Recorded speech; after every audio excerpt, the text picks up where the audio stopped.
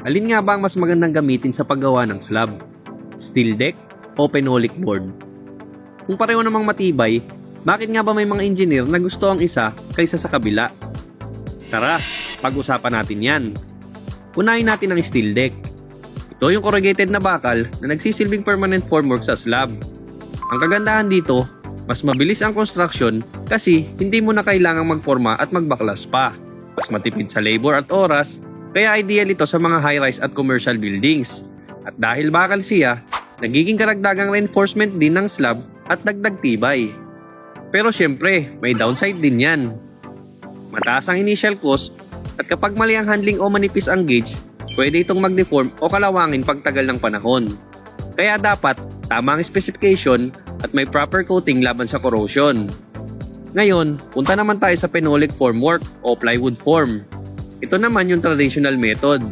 Nilalatag, binubuo at binabaklas pagkatapos matuyo ang konkreto.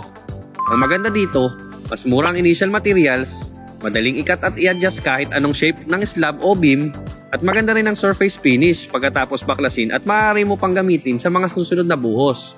Pero syempre, may kapalit din yan. Mas matagal ang proseso, mas marami ang kailangang tao, at madaling masira sa ulan o moisture lalo na kung hindi sealed ang gilid at maaaring hindi na magamit sa susunod na buhos. Kaya kung time at efficiency ang habol mo, steel deck ang panalo. Pero kung budget at flexibility naman, phenolic formwork pa rin ang practical choice. Ang tanong ngayon, kung ikaw ang papipiliin, mas pipiliin mo ba ang mabilis pero magastos? O yung mura pero mabagal?